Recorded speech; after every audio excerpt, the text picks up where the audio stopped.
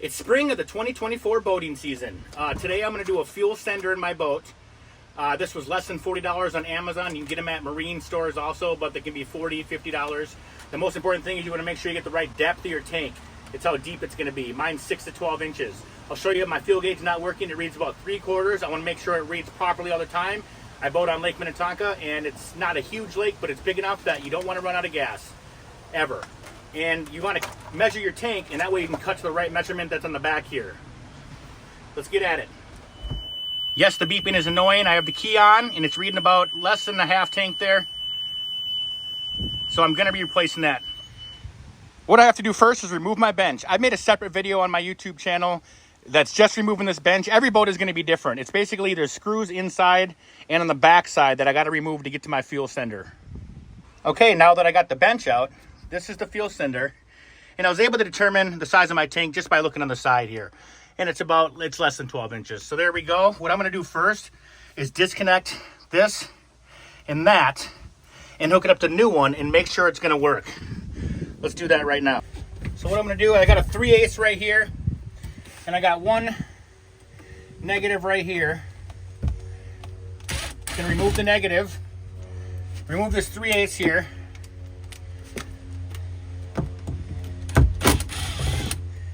Generally, when you're doing anything with fuel or anything on your boat, unplug the battery. But since I'm going to be testing this, I'm going to put this positive on here.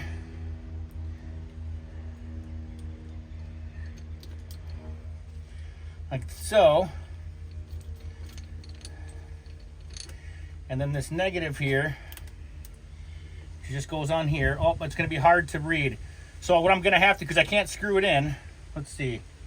I'm going to have to screw it in over another screw. This one had a separate hole for it. So I'm going to put this on here. It looks like it could have a clip here. So I could actually wire that on there. I'm going to screw it on top of here. So I'm going to turn the key and see if it's reading better. As I'm lifting this up, let's see. My fuel gauge is working now. So it's going to full. Empty, full, empty.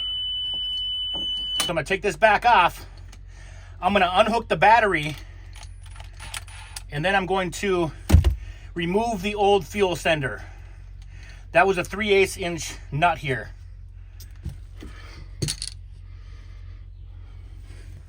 Okay, now I'm gonna take these screws out. What I prefer to do is do them by hand because everything can be so delicate. I don't want to do anything with the drill. And on the new screws, there's going to be some like cocking in here. I'll show you that.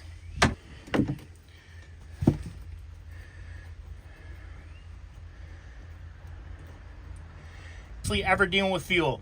So there is absolutely no power going to anything in this boat.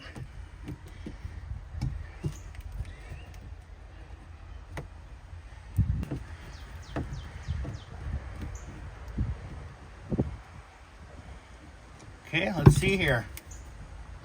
I get this out. This is one of these that goes sideways. It does not matter. So it's looking rusty, that's for sure. So I'm just gonna replace this. You can tell maybe you could even clean some of this stuff up on there. I do not care to do that. I'm just gonna replace it. It's only $36. So what I'm going to do now is I'm going to use something that's clean to measure the depth of the tank. So I'm going to go right here. Let's see here. Got about 8-inch tank here. So I want to go in the back. So since I have an 8-inch tank, I'll read in the back here. 6 inches and 5/16.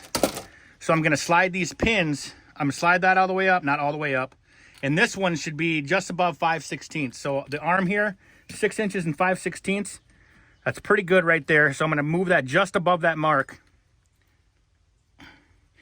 That way when the fuel tank is empty, it's hanging all the way down like this. And then when it fills up, it raises that. I'm going to go cut this. All right, now that I got that to 5/16 length, you want to make sure you can see what way your tank is going. If you have it this way, obviously it's not going to be able to rise because of the side. So you want this float to go to the deep part of the tank. So it's going to go in this direction. I'm going to put my gaskets on.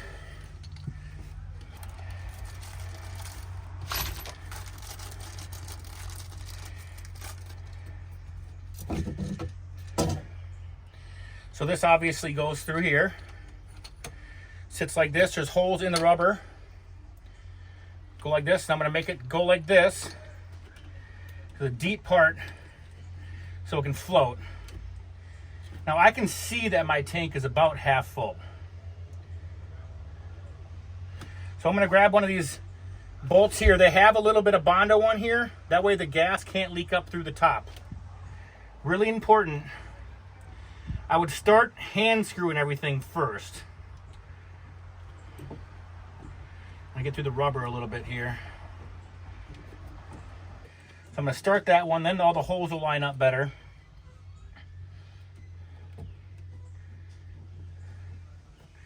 And you don't want to tighten anything down until you get everything started. Then I would definitely kind of evenly tighten. So get here, get over there, get over there, get over there before anything's too tight. And don't over tight, but you definitely want to squish that gasket down. That might not work because the screw is not long enough to reach the threads with that wire on there. So I'm going to have to figure something out for that. Not a big deal. Building's all grabbing. When you tighten them up, that Bondo stuff, I'm going to go over this wire now because then I have more room. I'm going to try to get that to stick in there. Hopefully it grabs the threads. Otherwise, I'm going to have to figure out a different grounding way here. So slow. I'm going to use real slow here. Nope, it's not going to grab the threads. Okay, so that is going to have to figure something out here. It's not a big deal. I'm going to put this in there. Now,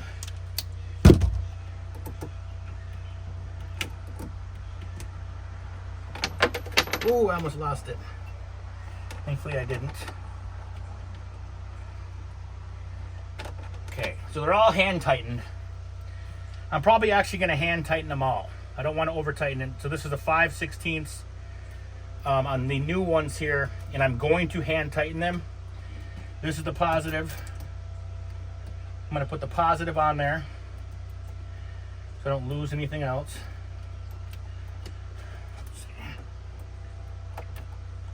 That's too big or small.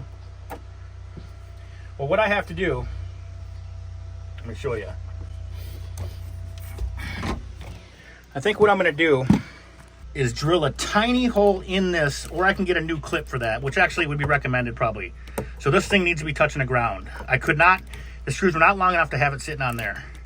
So I have to make it connect on there. I might drill a little tiny hole so I can screw it in there. So I hate when this happens. I need to get one of these basically to go over the part that's like this right here, this lip for the new gauge. But I have this one, but it's not thick enough for the gauge of the wire. It won't go on there. So I need to run to the hardware store and get a new one. All right, now that I got all these kind of hand tightened, I don't want to over tighten them, and I got the positive on there. I had to come up with some crazy ingenious thing here for this negative cable because it had a male end on the fuel sender, and they don't make fuel ends female big enough for this gauge wire. So now I have that on there, and I have my positive, or my cable on there. And remember, if it's down, it'll show down. And I have just about a half tank on here.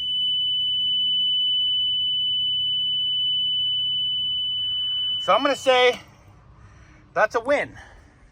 Kind of a mess, went a little harder than I thought, but all in all, it's done.